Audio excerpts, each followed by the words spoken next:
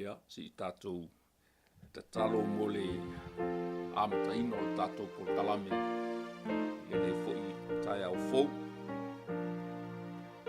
Ia lava oe lo mātou tua, mātou momoli atu le anganga o le whawhatai, ma le vi inga, mai le taele o mātou loto ua malie le atua, i mea uma ua e saunia ma e tāpengaina mō lau whanau. Whawhatai le nei aso fou, whawhatai le nei fo i aso whaupopo, i le soifua ma le ola o sio mātou o tunu, ia e maise fo i o mātou nei tangata. Mātou te momoli atuai le whawhatai tele le atua. Whawhatai lau tausinga, whawhatai lau puipuinga, whawhatai lo wanga le lei ma lo walofa whasoasoa. Whawhatai fo i lo ta mao a inga o lo o. Tausia i pēa lo mātou wola i le tino nei. Whawhatai e talitonu ma le whātua lo manuia si o mātou atu nuu atua. So se tafo le nei ke lope o lo au mau mana nofo ai o tangata. I ia oe ma whawhetai a lo walofa ma lo wanga le lei. Le nei tae ao le a mātou. Sa auni fo i e whaatino le nei au nanga peo na masani ai. Mātou te le ma whai lava na mātou o loa. Ai mātou te le i wala au atu ma le whaalo alo i lo wanganga pa ia. Se ia e fio mai le nei tae ao. Fio mai le lufilufina o lau upu, o lau fina ngalo, o le pelu fo i e whaatau ma ai o nai tu. O le upu lava e ao ai i mātou. O le upu e whaatonu tonu fo lau ai la mātou savalinga. O le upu fo i e ao ai i mātou, ia mātou wā mio, ma mea se ma mea leanga uma mātou te whai. O le upu fo i e whailoa mai ai i mātou, le ala o lau wami o tonu, mai so le ala e tatau o na mātou sava vali ai. Le a mātou te whawhatai atuai o no lau upu i le nei tae au, o le a mātou sauni mātou te whalongolongo, ai a fio mai alo wanganga pa ia e whamatala loto i o mātou loto, e whaonga ina ai lo nei tangata whātaua. Whamawalalo i o luma ma whāto ese ma mātou tau tino e le aise me tasi mātou te mawhaina. Pe au noa malou fisoso ani mai. Anga lelei mai le amataina o le nei whasoa, whamanuia i so mātou watunu. Whamanuia le tapua inga nei o mātou ta māma tina mātutua.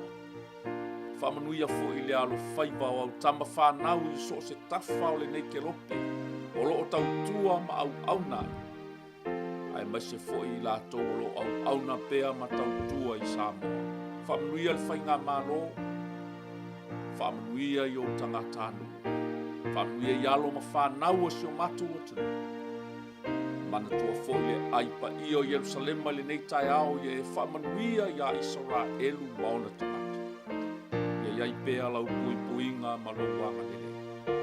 La mātou te talo lea.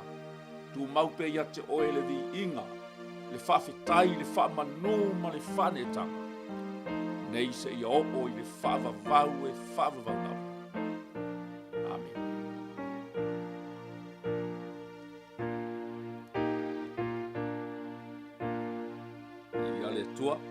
Ia e toe whaawheiloai ma whaatalo whaatu i le.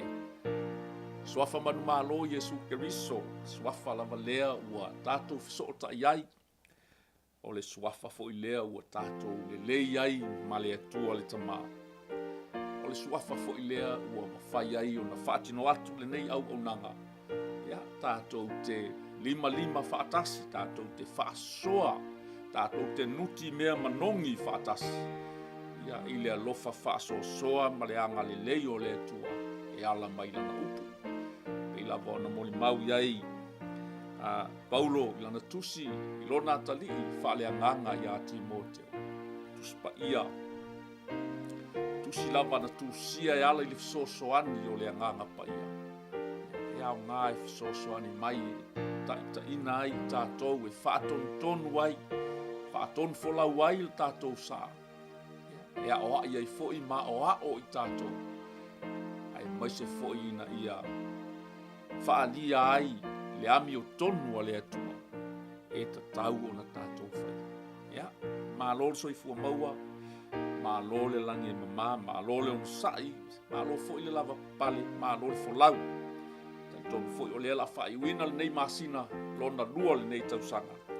Ia a ua se māli e lava le tātou folau. Tātou por kalame masani le ngaruenga o le leinga mō tangata uma. Ia lea e whātalo whātua i le nei tai au. Ma le whaaloalo, ia i lau whaafonga bai Samoa. Ale mta upu e iwa o le tusi o Roma lea ua. O iai le tātou por kalame whaasolo, ias whalai le taitasi. Ia ma ua whiriwhiri a fo'i se tasi ia o whai upu i tonu lava o le nei mata upu po ni manatu fo'i ua whai mai tonu o le nei mata upu. E vea fo'i ma au o le tātou whaasoa i le nei aso. Ia tātou te velo aso iai ma tātou talatala noa i le nei aso e ala i le soso ani mai o le anganga pa ia.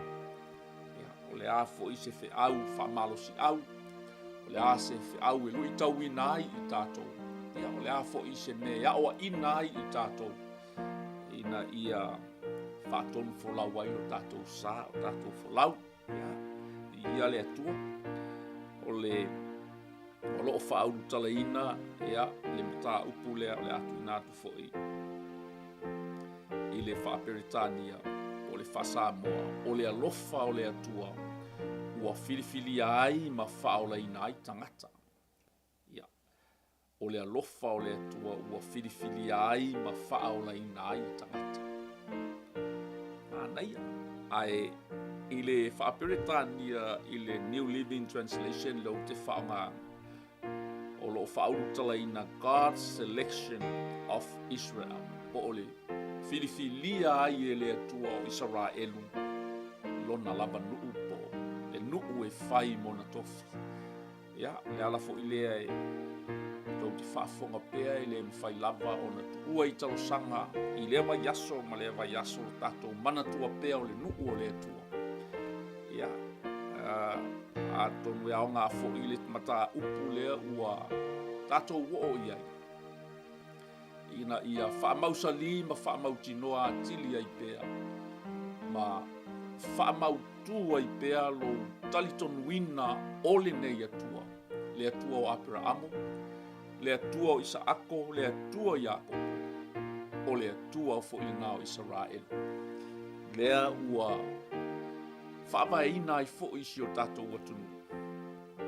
Ina ia awane i whaarua whesasi pe awane i se ai lau whiriwhiringa. Ona oni foa'i po ni mea fo'i e anga le lei atu ai tangata i atu e. Ia mautu pea ma mauti noa ma mauaa le whaavai o lo talitonunga ma lo whaatuatuanga. I le talitonunga whaakerusianga. E afua mai pe whausia mai i lunga o le awhionga pa ia a le atua. Ina ia aua ne i sasi fo'i le tā whai unga whai. Ona o le fo'i ua mai tauina ua a mata fo'i o na talanoaina le aiat tau ma le tūlanga i e ka le sia i to tonu si o tātou atunu. Tari tonu e au ngā le talanoa mai o le apostolo Paulo i le nei mata upu a tātou wo o iai. Ina ia whaamausalia i sou tāofi.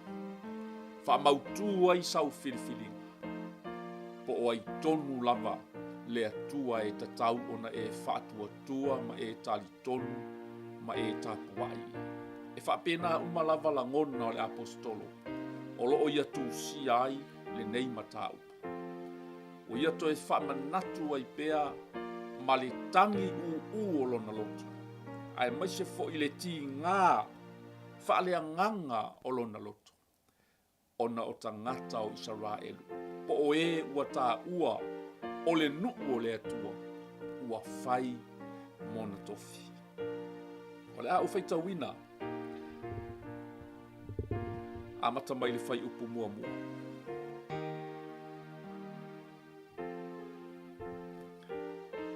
O le upu moni o te whai atu ai I luma o Keriso. O te le pepelo. Ua moli mau mai a te au lo'u loto fuatia ifo I le anganga pa ia. Le tele o lo'u whaanoa noa. E le au noa fo I le puapua ngā o lo'u loto. Awa, o te mawhaia o na fia ana tema o au. Ia tea ma Keriso. E sui ai o uso o lo'u a inga I la le tino. O sa 𝚟𝚑𝚍𝚢𝚘 I lātou. O tama whai I lātou ua iai fo'i le mamalu, ma whiangainga, ma sauninga o le tūlāfono, ma le tapua inga, ma upu na fola ina. O ia te I lātou tupunga, ma ia I lātou fo'i le Keriso I la le tino. O le pule ao ia o le atua e vi ia, e whaavavau lava. Amen. Le vaenga mua lea o lo o toe whaamanino le leia I le apostolo Paulo. Tangata moni lava o le whiangainga a le atua. Po o lo o toe whaamausa lia I le apostolo I. Tangata na whiriwhiria e le atua. E whai mona tofi. E whai mona no. O I lātou na whaiwhea ngainga ma le atua. O I lātou na lātou wawa ai I le mamalu o le atua. O I lātou fo'ina tuina iai e le atua tūlāfono. Ma tapua inga ai maise fo'i o folafolanga a le atua. Le nuu o Israel. O lātou fo'i o tupunga, po I lātou fo'i e tupunga mai ai le talitonunga whaakerisiano. O lo ua whaavai ai fo'i si o tatou atu. E le ngata I lea, whamai, o I fo'i na tupunga mai ai fo'i ai lātou le Keriso I la le tino. Amen. O le pule ao, o le atua e vi ia e whaavavau lava. Amen. O le vaenga mua le ua toe address mai e le apostolo, pa ua toe whaamanino I le apostolo. Polo misi o tupunga o whaamanuianga a e maise fo'i o folafolanga a le atua, ma le tūlāfono na tuuina I lona lavanu e 5 taita ina mai. Ai se tatou wawa ai pe ai se a ua langona ai e le apostolo le tangi po le ti ngā whaanoa noa o lona lotu. Ona lava tangata. Whai upu e ono. Ai le peisia I ua I uvale le fionga a le atua. Awa o tangata mai a 𝚟𝚑𝚍𝚢 e le o 𝚟𝚑𝚍𝚢 I latou uma. I think I will read this in English. Well then, has God failed to fulfill His promise to Israel? No.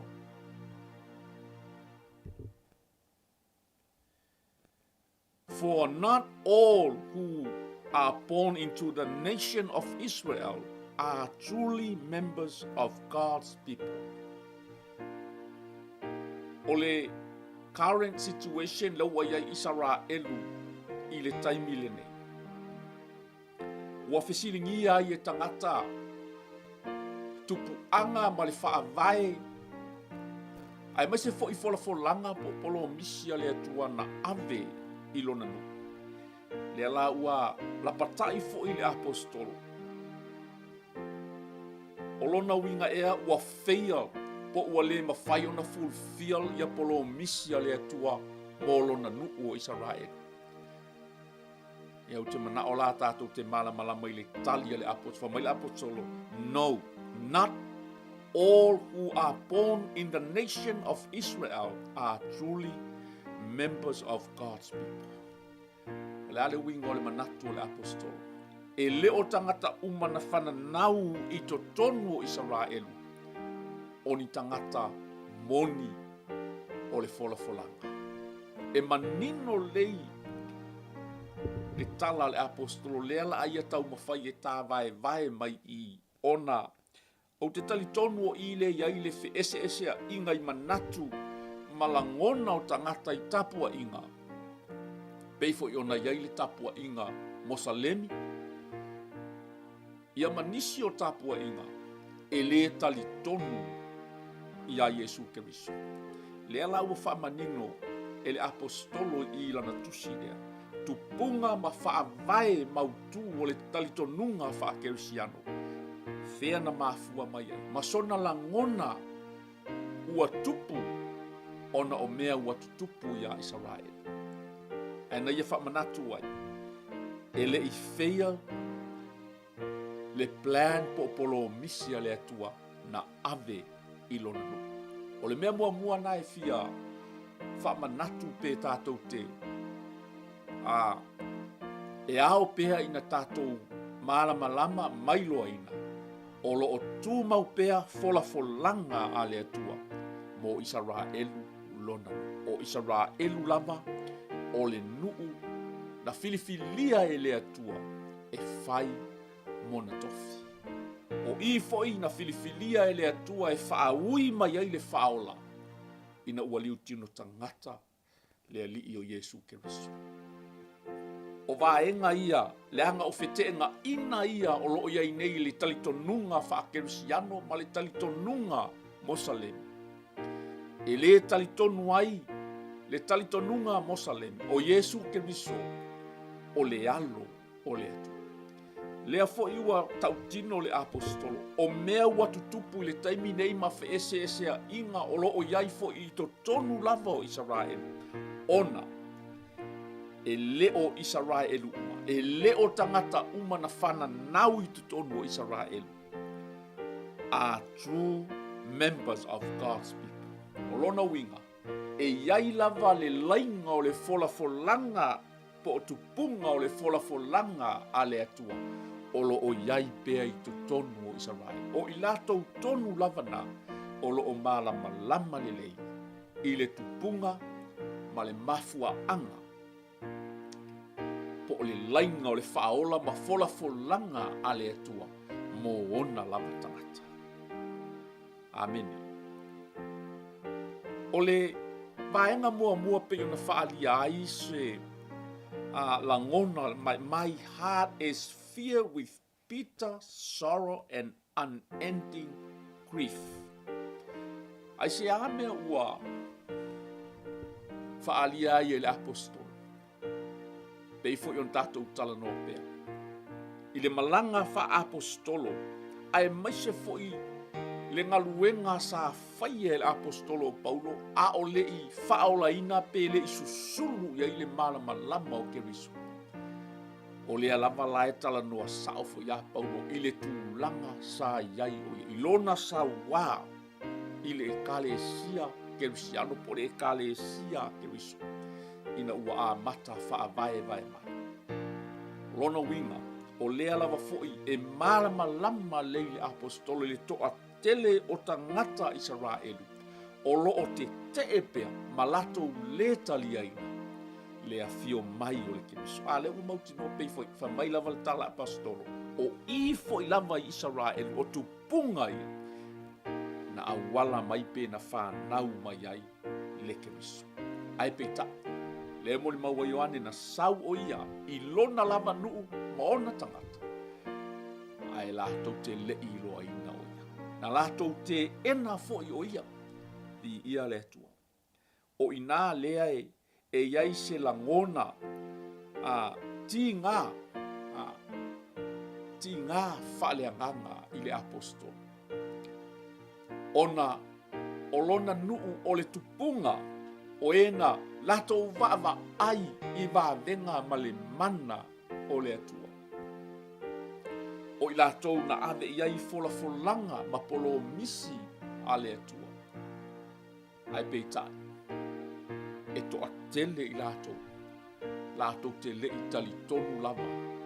Matalia ina Yesu Keriso i o latou loto. Di ia le atua. O le ala le nā. O lo o fai mai ei. Ka mai lana tala i le fai upuna e tolu. For my people, my Jewish brothers and sisters, I would be willing to be forever cursed, cut off from Christ, if that would save them. Ua whaalongo I le loto o le tangata ua matua I na nau a toa, lona loto malona nau tainga. Ua le manu foi po ua le nau ai foi o ia I lona lava ola. Ale ufe mai ia a fai foi e mawhai o na whasalaina pe anatema o ia. Ma so loi e sea, pa vai e se ina o ia mai a Keriso. If that would save our people. Pe a mawhai o na whaolaina ai o na tangata. O le tangata ua malama lama lele. O le tangata ua nai loa lelei, lona lii whaola o Yesu Keriso. O le tangata ua manino foi, mana mauti noa lelei e lei mawhai e lona nuu ma ona tangata. O na tausia poloa inga po tu la fono, a le atua na tuina atu e taita ina ai I lato. O le tangata foi ua matua I mausa lilo na talitonunga malona whaatua tua. I le maliu o Keriso, malona to e tu, na pau lea o le awala e whaaola I nai, so se tasi e whaatua tua I ai. Li ia le tua. La tatou to e whaaua ua tu tatou tu silva e ngale u tatou woi. Lea la ua whaamanino e le apostol. E ui lava la I mea o tatou vaava ai atu I aima mea o tutupu I le nuu na fola e le atua e whai mona tofu. E le I feia la I le plan na le atu. O loo tu maupea. God has never failed to fulfill His promise to Israel. I ia le atu. O le mea mua le na ia tatou tu maupea matali tonu. O alava mea wa a tonu o fesilingia e tangata. A fai o le nuu na fola e le atua e fai mona tofu. Ai se ae va tau. Ai se ae ui ai pea I fai na tā mapangati. Ai se a e o ai pea matau mai se tunu pe a fai o le nuu filifilia o le atua. Ia le atua. Aua lava ne iai so tatou a fesilingia o fuafuanga ma plana le atua. I lona lava nu, ma ona lava tangata na ia filifilia. Ma bali fai upe fitu, e le o le whanau foi I latou uma awa na tupu mai a apera amo I latou. Ae whaapea mai e wala awina lau whanau ia isa ako. Le la whamanino na I wala ia wa o tupunga ia. Lea ia I nei whetena inga. O na e le tasi se whale tama a pela ama. E le tasi se whale tama a pela ama. E ui lava o a pela amo na awala mai ai le tama o le folafolaga. E langa sa iai fo I isi whale tama e mua atu. Ia ona o le onu sai fo I lo matua. I le folafolaga na ave ia I le atua. I ia le atua. Whamai le whai upu e walu. O lona winga le nei. O le whanau a le tino. E le o le whanau a le atua I lato. Ai peitai. O le whanau o I le upu ua folafolaina. E ta ua I lato o le whanau. This means that Abraham's physical descendants are not necessarily children of God. Only the children of the promise are considered to be Abraham's children. Manino lelei le afionga le tu. Ma le tau mawhai o le apostol. E le whaapea o whanau uma na tupu maia a pera amo. O tangata moni ia o Israel. Whamaia only the children of the promise. E iai lava whanau o le folafolaga a le atu. Ia, manino na vaenga i le tau whaamtalai. Lea na whanau mai ai isa ako. Whanau mai ai isa ako. Ia kopo ma e sau. E le toa tasi fo i lale whanau a isa ako. O ia kopo ma e sau. Aina manino foi. Le afionga ale atua na ave i le whanau a isa ako. E toa lua le whanau. Ai au auna le uru matua i le ui. E alofa fo i le atua i le ui. Ia kopo. O folanga umana leile a fionga a le atua. Po o le lainga le na. O polo misi po o folanga a le atua. Mo ona lava tangata. I ia le atua. E le na o lea. A ua tō fo i re peka i le tasi o lo mātou tama o isa ako lea. A o le i whanau mai ana tama. A o le i whai fo i la ua se mea le lei po se mea le anga. Ina ia tū mau le fina ngalo le atua i le i la le filifilinga. E le ona o ngaluenga a ona o le ua wala au mai. But before they were born, before they had done anything good or bad, she received a message from God. This message showed that God chose people according to his own purpose. Ia le tu. A o le i whanau fo i la le whanau wa isa aku. Wa leva lava ona fili e le atua. Le na te filifilia e whaua wina le folanga lea a le atua. He calls people but not according to their good or bad works. Na te filifilia tangata ai le filifilia e tusa ma lato ngaluenga pele lei pele anga. She was told, your older son will serve your younger son. Amen. Na ave iai le fe au o lo watali i matua isa ako. Ma Rebeka e au auna i le luata li i lai titi o Jakob. Pi ia le atua. Pei ona fai mai le upo le tusi o te alofa ia Jakob. I love Jacob, but I reject Esau. Ia o i lea iai nai fesili o lo au mai e le apostolo no winga ea o le atua e whaapito ana me. Ia e tali ia pe a tatou whaasolo. Are we saying then that God was unfair? Or this one here. That God was unfair? Of course not. For God said to Moses, I will show mercy to anyone I choose, and I will show compassion to anyone I choose.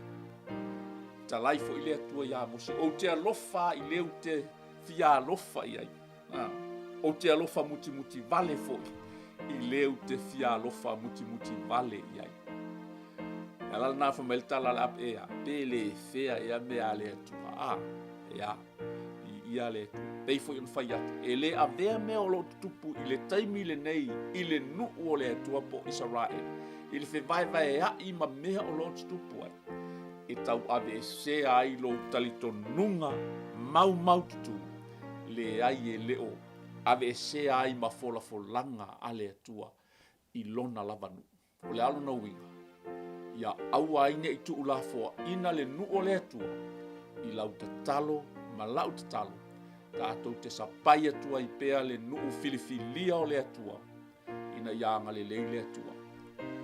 A o plan mafuafuanga a le atua mō na lava tangata. E pule ai lava a le atua. Ma e whaataunu uina foi i le taimi lava a le atua. I will show mercy to anyone I choose, and I will show compassion to anyone I choose. Amen. Pule ale atua I ale atua. So it is God who decides to show mercy. We can neither choose it nor work for it. O le nei, e le mai le ua manao. O le mai le ua tausinyo ai mai le atua o le alofa. Ia o le tau whaasa moana na nai to ina. e pule a le atua ia na mea na fai. E le ai fo se mea tate fisilingia ai le pule lea le atua, e pule a le atua i le alofa iai. E pule fo i o ia i le alofa muti muti vale iai. Amene i ia le atua. Awa ua whaapea mai le tusi ia Farao. O le nei lava le mea ua ou whaatu ai ia te oe. Ina ia ou whaalia lo umana ia te oe. Ina ia ta ua fo i lo i ngoa i le lalo langi mua. For the scripture say that God told Pharaoh, I have appointed you for the very purpose of displaying my power in you and to spread my fame throughout the earth. Tala manino le tala lea ia Farao ma ai kupito. I le mea sa whaaunu ua manofu polonga ai le whanaunga Israel. Amen. Ma whetangisi ai le nuu o le atua i le atua se ia lofa mai ua le la polonga. Amen. Tala mala malama. Ina ua awina loe le atua Mose ma arona e au mailo na nuu. Ia ai whaama a whala. Le manino ai nā. Whaatanga fo i le atua taimi whapena. Whaama ai nā i loto o tai. Pei fo ona whaama ina le loto whalao ia. Ina ia whaalia ia i loa i ai kupito ma le lalolangi uma. Le mana matautia ma le siri ese o le atua. Amene. O iel tato au tu fo mai o le ono sai. Na fau mai ai se manatu mai. God's patience make his glory shine even brighter. O le ono sai ma le whaapale pale o le atua i ona tangata. E whaalia atiri ai. Le pupula, le mamalu, ma le matautia o le atua. Awa ao ina pupula, ma whaalia le mamalu leo le atua i se atunu. E ali uma mea pio. E ali uma mea lilo. Ma mea leanga o lo whaia e tangata. Le ala fo i lea, ua whaautu wai walo i tau tena i o atu le whai upuna e tā ua i le vaenga le. A lea na whao ngā ina i fo i. E le atua, pe whaama a ina ai. Le loto Farao ina ia tu mai le nuo le atua se i o e tapu wai i rato atua. Se ia i loa ai e Farao ma le lalolangi o tangata. Le ai e siri ese lava le atua o Israel. Le atua fo inao Samoa, le atua le tātou te tapuai ma au nai ai. Ia, tātou ono sai fo. La fo isausi la sila atu i mea o lo whaui ai le atu nuku i le nei vai tau o le soifu. A whai lava o lo wha ma aina pea loto ni tai. Nisi o tai o le atu nuku. Mai le tato au tū le nei asu. O le ono sai o le atua. O le whaapale pale o le atua i ona tangata. Nā tili ai ona pupula le malama ma le matautia o le atua. E au ngā mea tutu. E au ngā mea e whaaui ai tātou. Tātou te mata ai i le matautia o lo tātou atu. O lea, whamai ele tatou autu ia tatou ono sai pea. Ono sai pea matatalo. Ono sai pea ma whaapale i o tatou loto. Ia, ma sa ilia i lalo malo pea upo tai o le atu. O lalo lava e maua ai malo. Ai fo ni me tatou te ui ma tatou vava ai e pea fōlinga mai e lei lau vai. Ai le lei i le sila whanga ale atua. Aisea, anga e pule ale atua. E pule ale atua ia na mea na whai. A whaatanga fo i ele atua se tangata e wha malo. E malo lava. A ofo le taimi e wha mai vai i ele atua. O le taimi ale atua. Ai au ngā, le wha maa o isi tangata. Tātou te mata i loa ua reveal uma mai ele atua. Mea moni mea sa sao, ma mea sa natia. Le ua le wafa maia. The patience of God makes His glory shine even brighter. Tala Paulo, le tusi le la tato tu fai upule. Di ia le atua. I have appointed you for the very purpose. Tō fia ele atua na whaatu fo i ele atua. Na filifilia fo i ele atua. Bolo na wha moe moe. Ina ia wha iloa i le mana o le atua. Whaipula e suma le valu. So you see, God chooses to show mercy to some, and He chooses to harden the hearts of others so they refuse to listen. Vai le mai lana i le whaasa moa. O le nei alofa ia le ua ia finangalo iai. Ai wha maa e ia i le ua ia finangalo iai. Wha mai lolo wha upe suma le iwa. Wow. Then you might say, why does God blame people for not responding? Haven't they simply done what He makes them for? Makes them do. O ila, ele o maua lelei ilona wha Samoina.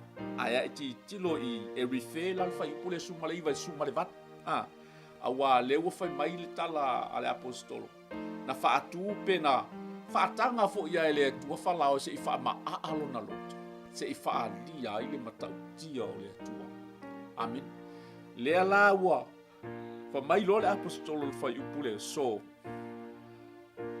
you might say, why does God blame people? O le ala le mea la blame mai pe o le atua ia i le atua tangata pe a wha pea o le lako respond lea, e wha maa o la tolo. O lea e, haven't they simply done what He makes them do? Pei o i e kau e maali e lau wawa ai i le vaenga leo le upo le atu. O lona winga i le kua i ngā whesiri po le mele wa amai. Ele whapea, ele o mana malama le apostolo. O le tau mwhai le apostolo i tatala mai le vaenga lea o lana oa oma. Ele whapea au wha maa e le atua whalao. O na whapea leo tangata. O lona winga wala fo ilana wha maa le tama loa lani. Ona o le atua. No. Ele ai. Ele o le tūlanga le na. Ina ia whamaile o tanglono winga. O le ala mea la play mai pe tua ia i tātou ele atua pe a kako whamaa. O le ana whausia tātou ina ia tātou whamaa. Tonu ai wa e tau maua pe ua atili inga e confuse. O le vaenga tā ua lea. Ina ia tātou iloha i. Ele i whaua i tātou ina ia tātou whamaa. Peo i nā lea e tau. Tau mawhai ei le apostolo. Ina ia whamanino ne le vaenga lea. Ele whapea na whamaa e le atua le loto whalau. Ona o lana lava filifilinga po o e iei le purpose. O lona winga foi. A whaapea ta te whamaa e le a whaina fo il nai luma o le atua a wa o le a fuina whamaa e le atua le loto whalau. I think o le vaenga le nā le tau mawhai le apostolo e tau whaamanino. Le ala tali e le whai uperus for no. Don't say that. A ue te whaapea. Who are you, a mere human being, to argue with God? A ue te silingia le pule tu to atasia le atua langa e pule ale atua peifon whamai le whai upilunga e pule ale atua iana mea e pule fo i le atua iana fuafuanga ai uani a vea le pule ale atua ia wharau e whamaa ai ma mea ole a e whamaa ai fo i oi ai e whaapea na wala a wina fo ia u te whamaa no le ala whamai aua e te whaapea na o ai oe e te whesilingia ai le atua. Should the thing that was created say, the one who created it, why have you made me like this? E whesilingia e le mea na whaia, lena ia whaia o le ane ua e whausia ia u whaapea. Ia le atua. tala vele anganga o le atua e whaamanino le vaenga, because sometimes you e ke ngofo whaakusa o yanga i lesi ka ngaka me wha lama wo whaapea. Lama wo le pei o le latangata. Lama wo whaapea i lo whaamaa pea. Ia le atu paua le mea tāua le ute wawa ai i le awa onga le apostolo. Aua ne i tātou whesilingia fuafuanga mamana a le atu. A whaian whaamaa ai le atua wharao, ona o le purpose ina ia display pe whaailoa ai le mamalu o le atua. Who knows? A whaifo o iei nisi o tai o Samoa o whaamaa pea o la taulotu. I'm not saying o lai whaamaa ai le atua. Na o le atua lava. Na te sila fia lona lava fina ngalo mo Samoa. Ai a tonu fo e au ngāli whaamaa o lesi tangata. Ma le le fia to i lalo o lesi tangata. Ma le le fia alu i lalo o lesi tangata. E whaailoa i loa la le mana o le atua. Ia o mea la nā tātou te le whaamasi noa i le atua. Pe ai se a me ua whaamaa i lesi tapole ane me ua whaapea ai. Le me walo fai le atua i le tangata ai le pule a le atua. Mai e le ai se meo le awhesiri ngia ai le mea na whaia. Le na ia whaia o ia. Amen. Ia. Pei lava o le whaipu o mea. Le whaipu o mea pule ana ia. E whai ai le palunga e tasi o le tasi ipu o le mea le lei. A o le tasi o le mea whaatau waa. So e pule ala le whaipu o mea. A whaia o le whausanga lea na whauai oe e te whaapea ma e whaapea. Ia. Ma lie o le whausanga le nā o lo sā na whauai oe. A whaifo ia o whōringa nā na whausi ai oe. Ia e ma lie. O lava nā whōringa na whausi ai oe e le atu. A whaifo o lo tangata lava le nā o lo e ola i pia whapena. A tonu e lo le fina ngalo nao le atua mo oe a ua influence oe nis tangata. Ua e whape nā. I ia le atua. Amen. A whai ua ono sa ia le lala tato o mai lo le whai upulea o lo o au i le tato whaaso i le nei aso. O le ono sa i o le atua. Ia maua lo ono sa i Samoa. Ia maua fo i lo loto malama lama. Ia malo tātou talo pea i le atua. Ina ia whaalia pea le fina ngalo ma le ami o tonu a le atua. Leanga o le ono sai le o le atua. Na matuapu pula tili ai le mamalu o le atua. Nei fo whai atu. A o ina a fio mai le mamalu le o le atua. I lona lava taimi. I so se no foanga, i so se nuu ma so se atu. E mala ma uma mea uma. E manino mali ali uma mai mea uma o loo nā tia. O loo nā lilo. O loo wha lilo le pongi sā. Pe a oi nā fio mai le atua i lona lava taimi. In the same way, even though God has the right to show his anger and his power, he is very patient with those on whom his anger falls, who are destined for destruction. A whai wa ono sai le atua ma ua matua whaapale pale i ipu le toa sā. Ua whaatawina i le mālaia. Ina ua fina ngalo o ia e whaali mai ai lona toa sā. Ma whaailoa mai ai lona mana. Amen. Le nta ua fo ili tātou porkalame i le mata upu e valu na se umatu. Sometimes e te uia i mea ti ngā, ma e le iloa ai po le altu ai ngā ta talo e te talo. Ya, a o lea lava o lo o ilunga pe o le tātou screen. The Holy Spirit help us in our weaknesses. If sosoani mai le atua, i taimi whainga tāpo o mea tātou te vai ai e o lava fo i le talo. Ina ia whai loa mai ai tātou mea on tātou talo ai. He is very patient with those on whom his anger falls. Matuai, wha ono sai ma wha pale pale pea le atua. I lona toa sā ua tatau o na pau atu I lunga o tangata ua tatau o na o iai le oti. Pe ua tatau who are destined for destruction. E ua tatau o na o iai le wha umatia. Pe ua tatau o na wha umatia. Au lai ono sa I ale tu. Lai ono sa I ale atua. God has the right to show his anger. E le atua le pule male ai a te tau. E whaatino ailo na toa sā lea I so se tangata. Amen. Ai se I whaauta I lea lofa o le atua. Lea lofa whaapale pale leo le atua. Lea moli mau e fo I apostolo Paulo le tusi lava le neo. E le avea ea. Le whaapale pale ma le ono sai leo le atua e taita ina I tātou le salamo. Amen. A tonu foi I se la ngona o le tātou porkalame o le alofa whaapale pale leo le atua le atu mai ai le avanoa.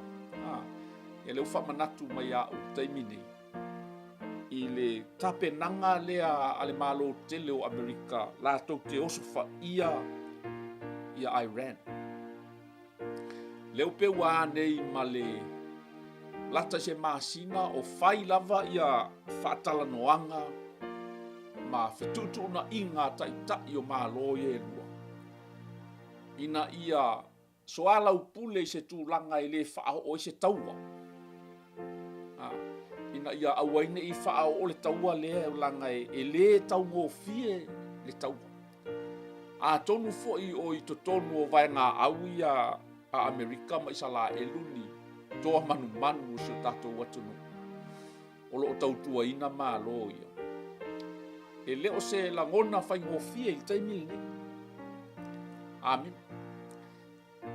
e le fai ngata fo ila I le atua o na faisa na fai unga ini tangata watatau o na fai umatia amen a eva aila I le taimini e le whainga tā le malo tele o Amerika ma isa laha elu ma destroy Iran I lau wata li tonunga mala uvai aisia tau sangan te anei e le I whaalawe ina lava e se mea leo sofa inga isa laha elu o Iran ma kui pomu a isa laha elu akwa isa laha elu o komu kui pomu lei ma se vaa lele isa laha elu o no winga o le ata manino le e le whaingata ia Israelu ma le malo tele o Amerika o na wha umatia mea tau wha niukilia Iran. A le ale mea lai tau mawhai le plestene o Amerika ma Israelu e kau ni kosi ei pe whaatala noa ina. O se avanoa e soala upule ma wha maua lalo ai le taitai wha maua lunga o Iran. Ina ia awaine ia whaina I tangata anu ai mai se fo nisi fo I o fita o lo sauni e tau le taua ai lau tali tonunga e le whainga tā ia Israelu ma Amerika o na wha umatia Iran o Iran whapena uma le tala le apostolo whamaya pena whaitauina Britannia.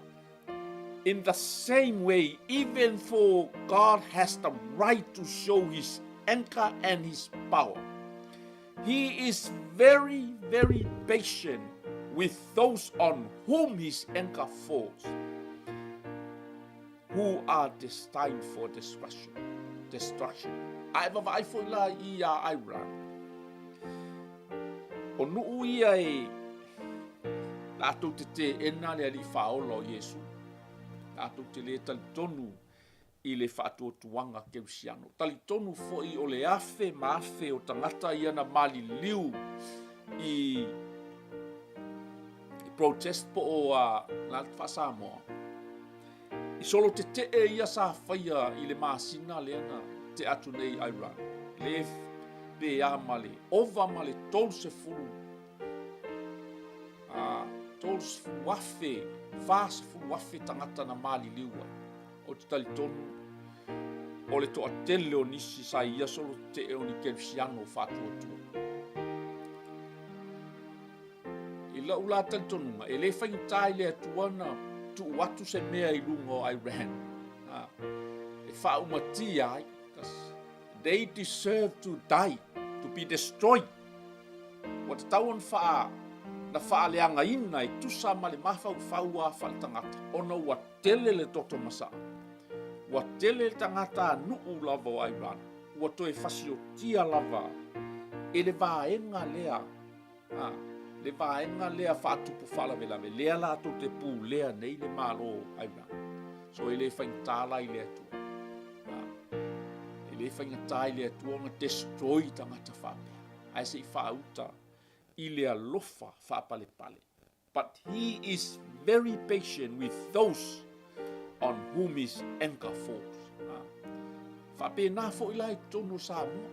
E le whaingatā fo I le atua. Ona whapa ua e se pomu. Pe whaia se awala.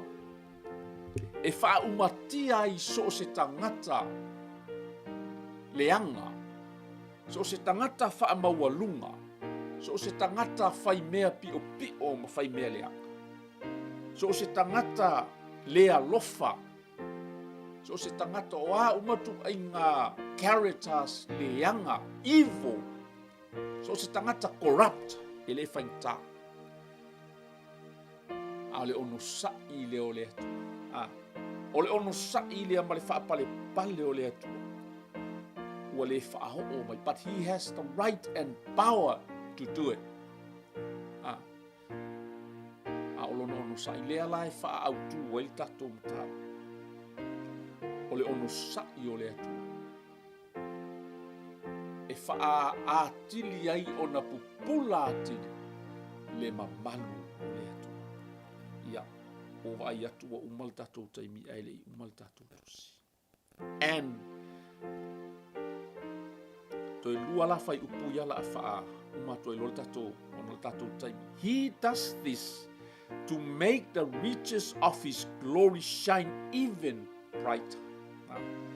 O le vaenga leo le tusi le whau mai le tatou autu. A ua ia whaatanga ina lona whaapale pale malona ono sa. Ina ia matua ia tili ai. To make the riches of his glory shine even brighter on those to whom he shows mercy, who were prepared in advance for glory. O aila le benefit I po aila le whaautu po le a ngai ai le whaamoe lo le atua. O oe le tangata o loo tāpena ina mo le mamalu leo le atua. Amen. The future glory le ntala noa I apostolo le tāpuewa. Le mamalu atali. E whaamata la oe le matau tia o le atua I le taimi le nei o lo ia I le whaapale pale o le atua. Ae tāpena I oe. Pamaya. To make his glory shine even brighter on those to whom he shows mercy, who were prepared in advance for glory. E whaamata I tā ua I mea ia e whaia e le atua. E whaari ai lona mamalu. Mata pena I tā ua. Mo le mamalu. Oe. Le ua whaahali mai ai le alofa o le atua. Di ia le atua. Whai pelusu ma le wha. And we are among those whom he selected, both from the Jews and from the Gentiles. Ia, avilo sa upati tā ua tangata nu esi. Whaawau vai aso le al tātou tusi. A le ua whaamanino I o lea foi. Ua whaapipi atu ia I masata tangata nu ese. Tangata nu ese. Tangata I le I tā ua I whea ngainga. E leo tangata o le wholafolanga. Ai whaafetai I le atua. Whaafetai le atua I lona ono sai malona whaapalipali. Lea tātou te mata atu I. A whaifo I ole nai te langona o loo whaapalipale pea le atua I loo lang. Mai paulo e leo se awa noa le nā taita I nai oe I le salamo. Se ia e toi li liu mai ai le atua. A o maua le avano. I ia le atua. Those who were prepare in advance for glory. I la toa tā pena mo le taimi le nei, mo le mamalu lai whaatari mai. Amen. Amen. E benefits la o e le ua e sa uni ma e tā pena e te mata I mea. Our life it will make it more brighter, even brighter for those mo I la tau. Wa whaali ma I le alofa o le atua. Ma tā pena I le atua I le taimi le nei. He prepare in advance for the future glory. A o le mea matanga o fie pio nai whaamumu. And we are among those who he selected, both from the Jews and from the Gentiles. Ia le atua. Ia. E whaai ufo I tato pokalami a whai fo I lai tele o mautino o lo e iai le au fili lea. O le tae ao le nei ma le aso le nei. E a vea I fo I oe ma se tasi o le au fili filia a le atua. Whaftai tama. Whaftai lo fisoso ani mai tali tonu lava. Oe lava e ou le pule ma le mana. Uma lava e te pule lava iau mea na e whaia tama. Ilai fo se se fisilingia lau pule. Ilai fo se se fisilingia lau upu tama. Talo fo I tama a leo wa le manino e se tau mawhai atu o lo watani. Te talo le mana o lo wanganga pa ia. E te whaamanino ma whaamala malama ati. Ai ai se tasi tama. O lo whaama a pea lo na loto tama. O lo o na lela ngona ina pea lo wa lofa whaapale pale tama o te talo. Ma lue atu I ailo wanganga pa ia a o maua le avanoa. A whai o le te whaalongolongo mai e te manao e te iai le au filifilia lea. Those whom he selected. O le au fili lea. O le au filia lea tu. Ia. O na si I le olo lima ma e talo I le nei. Lea tua le tama. Whaaftai lau upu. Wa ulangona ma le loto whaamawalano. O au o le tangata ngasama. O te mautinoa foi, o te lei sauni, o te lei tā pena, molo ma malu tama. Tala atu lo loto a fio mai au te talia ina oe, e a vea maali I ma whaola I lo ola. Wha ma ngalo mai I te au le tangata ngasama. O te whatua tua ma o tali tonu, I le mana o lo toto, o te mama ngalo. O te tali tonu mo whatua tua, toi whatuina o I le mana o le atua. Le au te whawhetai atuai, wa o whaolaina I loa lo whatuna. Whawhetai Jesu. Amen. Ia, ia le atua, aftai fo I lo mafuta mai ne yaso. Ia, pule alofa le atua tātou te aulia, ia, le vai aso mua e ilana tausinga tātou te toe wheloi fo I lunga lava le nei pokalame whamangalo mai lau tō au auna I se leo fo I wapa o papa e ma le tau tamali al taimi nei whamanuia te lele atua I whi au mangaluenga lo toe le nei aso tātou toe wheloi pēr. God bless.